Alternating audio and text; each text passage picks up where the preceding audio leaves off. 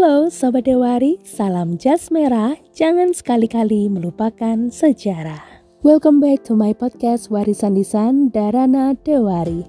Bincang-bincang peristiwa sejarah yang dituturkan secara lisan.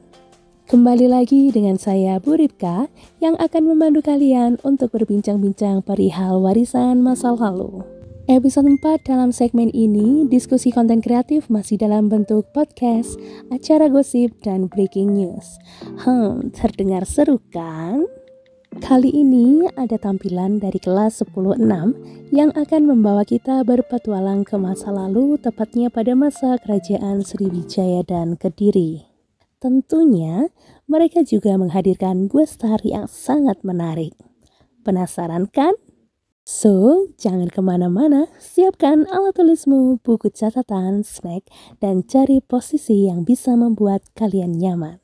Enjoy your time, dan selamat mendengarkan sajian dari Warisan Lisan ini.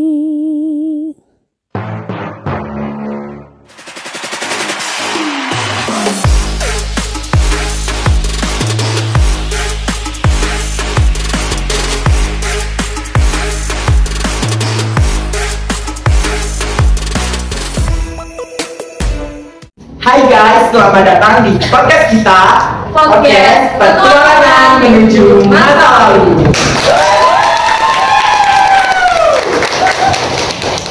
Oh iya nih Kak, di sini kan kita udah saling kenal ya Kak. Tapi alangkah lebih baiknya kita kenal dulu gak sih Kak? Iya boleh. Perkenalkan, aku Herdian Barsadi Kusuma, bisa dipanggil Herdian, dan rekan saya Jennifer Putri. Di sini saya membantu Kak Her. Nah, di sini udah saya kenalkan Kak. Gimana kalau kita langsung ke intinya? Kira-kira di sini kita mau ngapain sih Kak? Jadi di sini kita akan berbagi informasi mengenai Kerajaan Sriwijaya. Waduh, kedengarannya seru nih Kak. Sebelum itu kita panggil narasumbernya biar kita tahu nih gimana sejarah Kerajaan Sriwijaya ini. Tanpa berlama-lama lagi, kita panggil bintang tamu kita.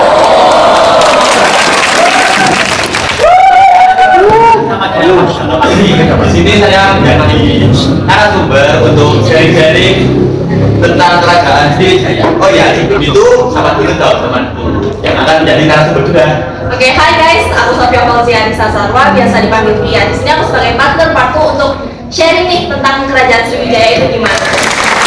Oke, menunggu kita sudah saling kenal, kita akan mulai dari Kerajaan Sriwijaya dulu. Oke, jadi bagaimana sih awal mula sejarah Sriwijaya? Jadi Kerajaan Sriwijaya ini tempatnya ada di daerah Sungai Musi, di daerah Palembang, Sumatera Selatan. Dan kemudian Kerajaan Sriwijaya ini dulunya dibangun oleh raja yang bernama Dabutahyang Sriwijayana pada abad ke-7. Jadi itu kali. Nah, setelah dia menjelaskan tentang asal mula Kerajaan Sriwijaya, kita akan lebih membahas tentang masa kejayaannya. Nah, jadi masa kejayaan Sriwijaya itu terjadi pada abad ke-8 hingga abad ke-10 Masehi. Pada saat itu, Sriwijaya menguasai jalur perdagangan terutama Selat Malaka, serta menaklukkan kerajaan lain. Oh ya, pada saat masa kejayaan ini, Sriwijaya dipimpin oleh Raja Labudra II. Itu. Kalau aku juga dengar, nama Sriwijaya itu dari gabungan kata Sri dan Wijaya dan memiliki makna tersendiri. Benar banget nih kali ini. Jadi kata Sriwijaya ini berasal dari kata Sri yang artinya cahaya dan Wijaya yang artinya kejayaan. Jadi Sriwijaya kalau digabungin itu jadi sebuah makna yang berarti sesuatu kemenangan yang gemilang dan jaya. Wah, menarik banget ya makna Sriwijaya. Jadi ada hal lain tuh yang sangat menarik. Jadi ada mitos-mitosnya. Mitos? Wah, merinding nih kayaknya. Kalau boleh tahu apa sih? Mau disebutin satu nih. Boleh banget tuh Kak. Gimana kalau kita langsung sebutin semuanya aja?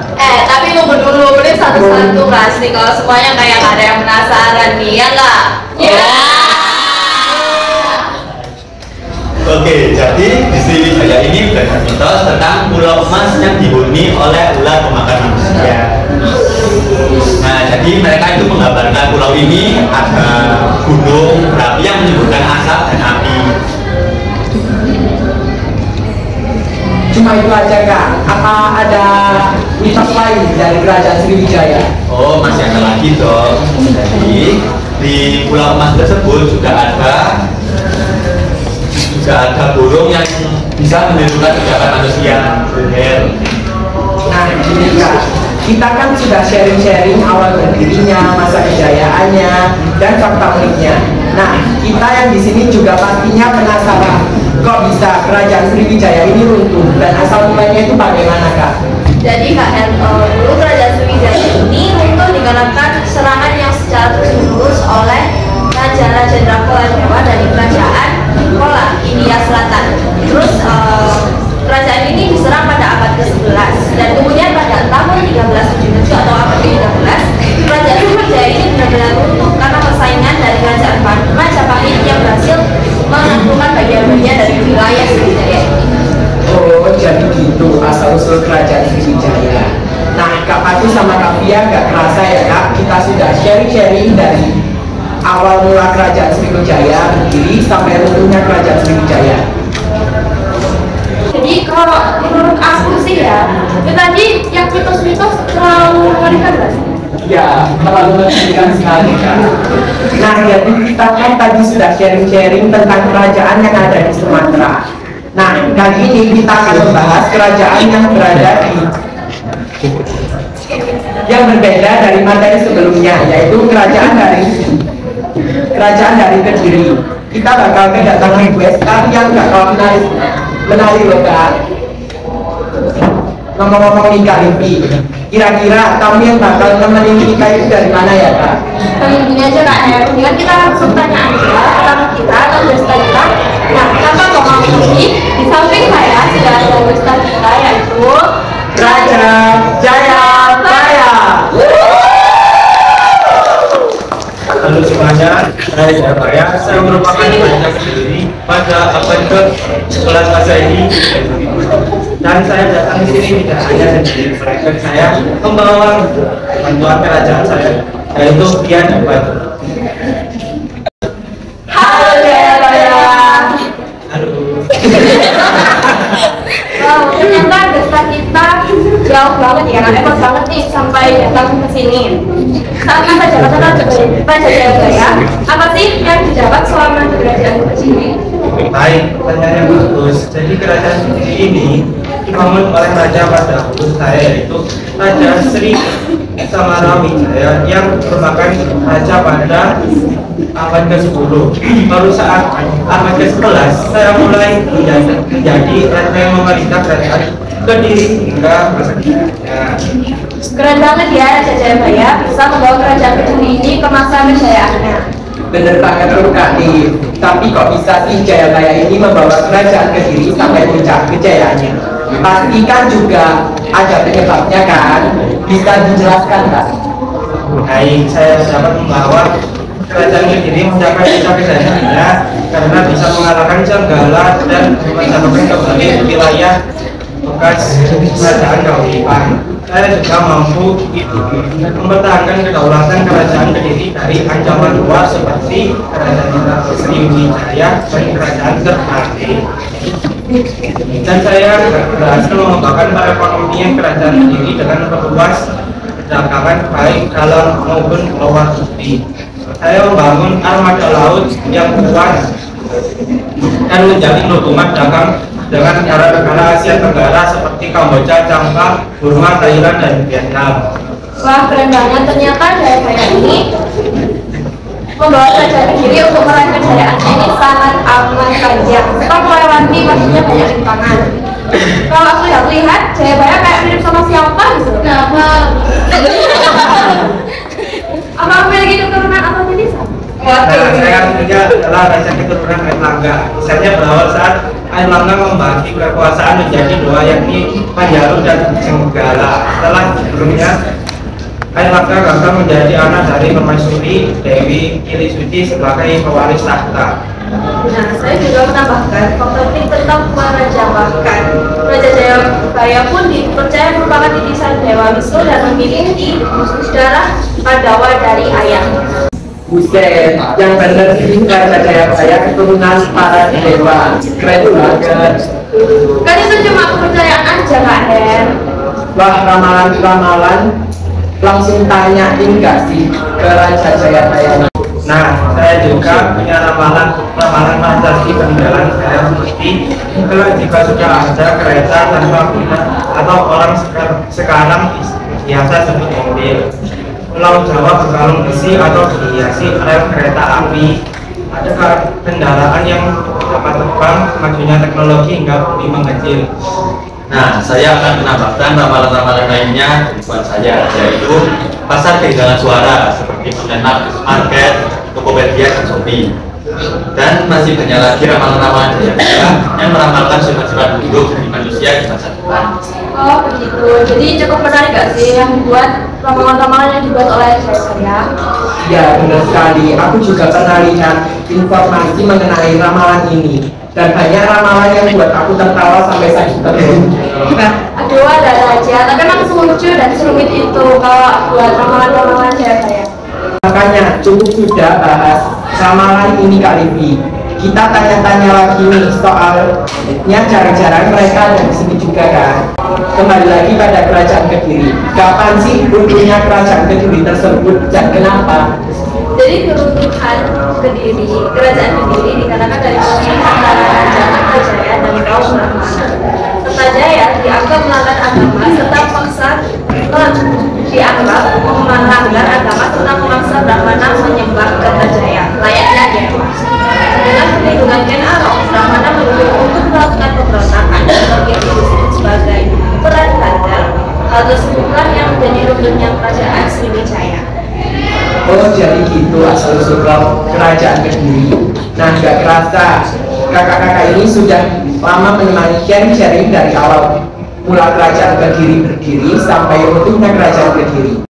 Oke, sebelum kita mengakhiri, kita bakal ada sesi Q&A. Jadi sudah ada beberapa pertanyaan yang kami tampung hasil dari pertanyaan yang sudah kami bagikan. Oke, pertanyaan pertama kita dapat dari Kak Dita di kelas Kediri. Jadi pertanyaannya, apa sih hal menarik di Kerajaan Sriwijaya? Sebentar dong Kak Livi, boleh diulangi Kak pertanyaannya. Oke, jadi apa sih hal menarik yang ada di Kerajaan Sriwijaya itu? Jadi Kerajaan Sriwijaya ini dulunya dikenal sebagai pusat agama untuk agama Buddha.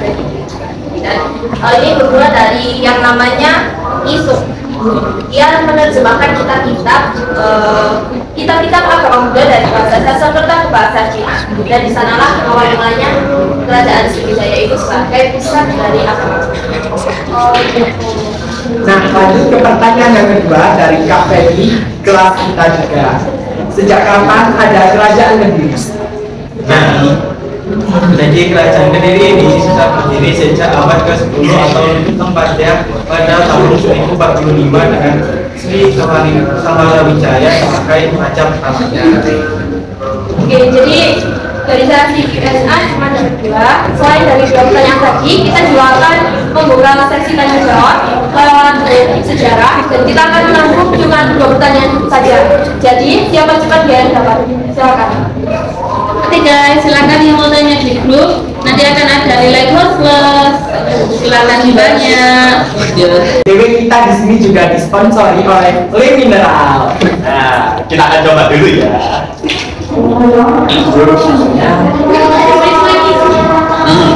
Betul kata Benny. Ada kata-katanya. Oke, sudah dua pertanyaan masuk. Boleh nambah nggak? Nambah? Nggak boleh nambah. Boleh nambah kakak? Tidak boleh. Dua. Satu lagi ya, nambah satu lagi ya. Oke, silakan dijawab. Oke, jadi saya akan menjawab pertanyaan dari Abdi Sabiti. Dalam Sutra Dewa memiliki hubungan darah dengan Dewi. Apakah hal tersebut mempengaruhi Baraputra dalam mendapatkan kembali posisinya dalam kerajaan? Oke, jadi Baraputra Dewa adalah seorang raja dari Kerajaan Sriwijaya yang memiliki hubungan darah dengan Dewi yang juga merupakan dinasti yang berkuasa di Jawa pada masa itu. Hubungan darah ini mungkin memberikan Baraputra Dewa hubungan politik atau aliansi dengan dinasti Syailendra. kembalinya posisinya dalam kerajaan Sriwijaya lebih dipengaruhi oleh faktor politik, ekonomi, dan sosial yang lebih kuat daripada hanya hubungan darah dengan dinasti Syiah.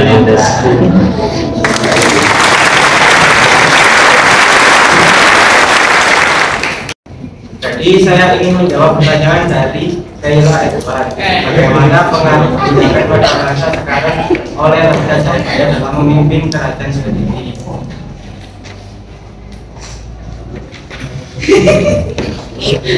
Jadi dikisahkan sebagai sangat menghormati rakyatnya dengan membebaskan rakyat desa Talan dari pajak karena telah mengabdi untuk kepentingan berdiri. Baik, saya akan langsung menjawab pertanyaan lainnya, yaitu dari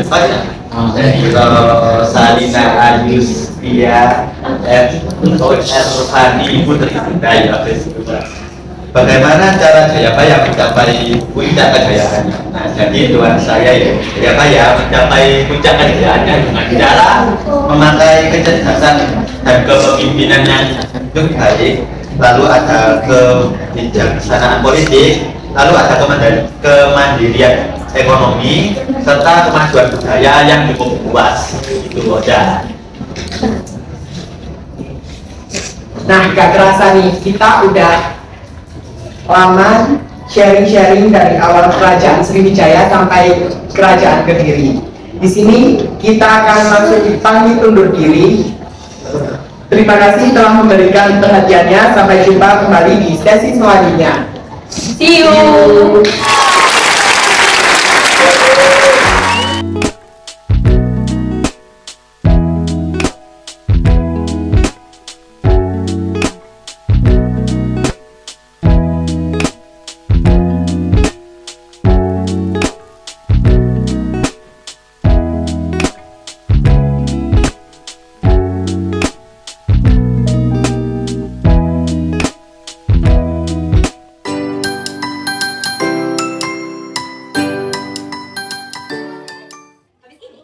Yusuf, ada nasib kisah percintaan juga kerajaan.